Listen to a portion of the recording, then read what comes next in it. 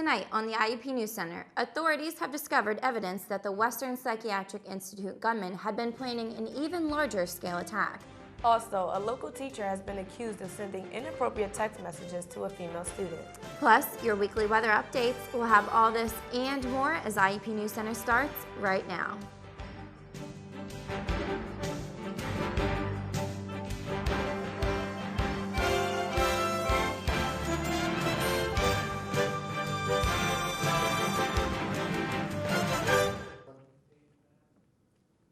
Welcome to IUP Newscenter. I'm Vyleisha White. And I'm Chrissy Ammer. The gunman who opened fire inside the Western Psychiatric Institute and Clinic of UPMC on March 8th may have been planning a much larger assault. Authorities are now saying John Schick's apartment was searched and multiple Molotov cocktails were found along with a floor plan to the hospital. District Attorney Zapala says that Schick was planning a much larger scale attack but abandoned the plan when he couldn't get a taxi to take him to the hospital.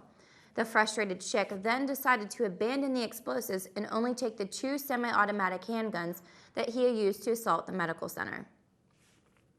A Western Pennsylvania man mistakenly rammed into his truck into a car he thought was his estranged wife on Tuesday afternoon. Police are saying 53-year-old Ricky Allison repeatedly slammed his truck into an innocent man's car, thinking it was his estranged wife's. The victim drove directly to a police station trying to evade the onslaught, but that didn't stop Allison from hitting him a few more times before driving off and hitting a ditch in his escape attempt. State troopers were forced to pepper spray and use a stun gun on the enraged motorist before they could bring him into custody. Investigators say a man was found dead in a car outside of a home when firefighters arrived to fight an intentionally set blaze. Police said the fire happened at a home on Beaver Dam Road in Clay Township, Butler County. Around 10 a.m., police said a passing car called in the fire and then noticed the body. The log cabin home was still burning when police arrived. David Helbling is a newly retired Pittsburgh City firefighter. Officials said Helbling died of a single gunshot wound to the head. Crews weren't sure if there was anybody else in the house and eventually realized there was not. Police continue to investigate the incident. A 5-year-old child was hit by a car in Bridgeville on Tuesday while attempting to cross a road with his mother. Investigators said a woman, her baby, and the 5-year-old were using a crosswalk on Washington Avenue when the accident happened. The child was taken to a nearby hospital as a precaution. No one else was hurt. The chief of Bridgeville Police said the accident could have been a lot worse. He was knocked out of his shoes from the force of the crash. Fortunately, it doesn't look like he suffered any major injuries, said Chief Chad King. Police said it appears that the driver was distracted by her coffee and will be likely ticketed. A 3-judge Pennsylvania Superior Court panel is scheduled to hear arguments in Pittsburgh about whether a 14-year-old boy charged with murdering a pregnant woman and her unborn child should be freed until his juvenile court trial. Jordan Brown of Waupun was 11 when state law required he be charged as an adult for February 2009 slaying of his father's pregnant fiancée. Prosecutors say the boy shotgunned the woman as she lay in bed, and her unborn son died from the lack of oxygen as a result. A Lawrence County judge has since moved the case to juvenile court, but that trial has been delayed by appeals of 3 newspapers seeking to keep the juvenile trial public. Brown's attorney says the boy has the right to be released until the trial occurs. A South Carolina man has died after his brother forced him to eat the cocaine he had stored in his rectum in order to try and evade drug allegations. 23-year-old D'Angelo Mitchell and his 20-year-old brother Wayne Mitchell were taken into custody after being suspected to have drugs in their car. Little did police know, but most of the cane was stored in the 23-year-old's backside. After convincing his brother to eat almost an ounce of cocaine, the 20-year-old was pronounced dead shortly after. Police are once again looking for D'Angelo Mitchell after he was released on bonds for the drug charge, as they are now saying that he could be charged with involuntary manslaughter. Well, we're going to take a short break, but when we come back, we'll have all your local weather updates with Delaney McDermott. Plus, we'll have your local news and more when we return, so please stay with us.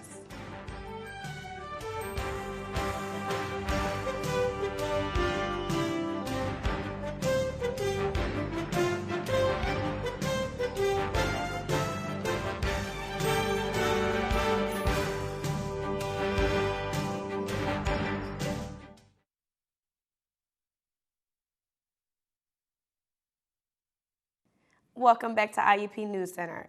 Police have arrested a suspect accused of throwing rocks at a home and cars in Penn Township. Authorities said the owner of the house, Bob Milburn, caught the suspect on surveillance camera throwing rocks through his window. Milburn told police someone had been vandalizing his house for more than a year, so he decided to buy a surveillance camera. Police said the incident shown in the surveillance footage happened early on March 17th. The suspect is seen throwing something at the window, running away, and leaving in a car. A few days ago, Penn Township Police charged 21-year-old Charles Brandanovich with the crime. Police had been looking for the vandalizer for some time because other houses had been targeted by him. Milburn also showed police all of the rocks that he said had been used to be thrown at his house in the past several years. According to Milburn, almost every window in his house was broken at the point. He said thousands of dollars in damage had been caused over the years. An apartment building went up in flames Wednesday morning in Jeannette, Westmoreland County. Fire investigators said they had confirmed the fire as arson, making it just one of nearly 24 suspected arson cases in the area over the past few years. Firefighters said 8 adults and 2 children were able to escape the early morning blaze on North 5th Street. Kyle Giese said the fire started in the back of the building around 4 a.m. and he quickly ran to get his daughter. Giese said he tried desperately to wake up as many neighbors as he could. There have been at least 7 confirmed arsons as well as numerous other suspicious fires in Jeannette within the past few years. The American Red Cross confirmed it is helping 8 people displaced by the fire blaze. The state fire marshal and Jeannette City Police are investigating. Anyone with information is asked to contact police. One woman has been taken to the hospital Thursday morning following a fire at the Allegheny Center Apartments in Pittsburgh North Side. The flames began in the kitchen of a single apartment on the 8th floor of a building, number 8. The woman was trapped inside the apartment but stuck her head out of the window so that she could wait for help without being overcome by smoke. Firefighters were able to get her quickly. Residents have been allowed back into the building after it was evacuated to allow an investigation. Police are investigating after a Newcastle woman was hit by a car on Tuesday night. The 21-year-old was flown to a Pittsburgh hospital with possible internal and head injuries, but has since been listed in good condition. The accident had occurred near Butler Avenue on East Washington Avenue. A preliminary investigation has shown that the woman was wearing dark clothing and did not cross at a crosswalk. So far, no charges have been filed against the driver. Olympic gold medalist and pro wrestling champion Kurt Angle said that the phone scammers ripped his elderly mother off of thousands of dollars. Angle's 80-year-old mother agreed to wire $4,000 to the Dominican Republic after the call claimed a relative was in jail and needed money quickly. However, the caller called back and said another $4,000 was needed, so that she called Angle and let him know what was happening. He and his mother have taken the matter to the FBI in Pittsburgh after they determined their relative was okay. 43-year-old Angle is currently training in Pittsburgh and hoping to qualify for Team USA and compete in the Olympic Games in London this year. Chatham University has become the first local college to ban the sale of bottled water on campus. Because of its impact on the environment, the university has become one of the 90 schools nationwide to implement the ban. One of the main concerns against the bottled water is that 60% of bottles are thrown away instead of recycled. Students are provided with a reusable bottle when they enroll, and filtered water stations have been positioned throughout the campus for refills. The university also is environmentally conscious in that it uses solar panels to heat water and has rain garden to save runoff from getting into the sewers. Well, we're going to take a short break, but stay tuned for Vyleisha White's Hollywood Gossip Update. Also, find out what's happening locally in sports with London Rupert here on the IUP News Center. Please stay with us.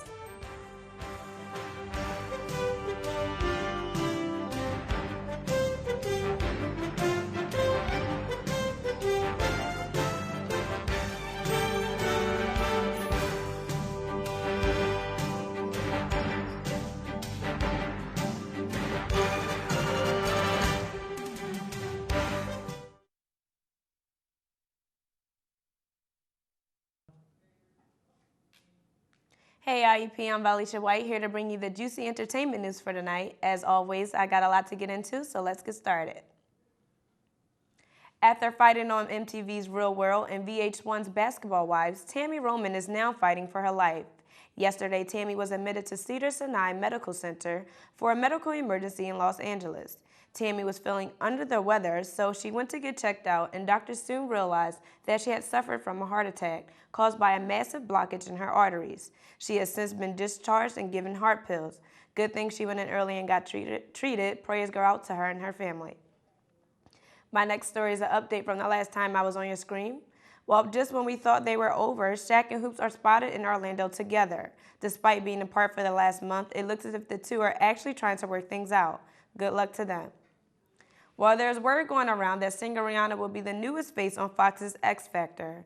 Rihanna wanted to be on X Factor, and after things fell through with singer Britney Spears, she jumped right at the opportunity.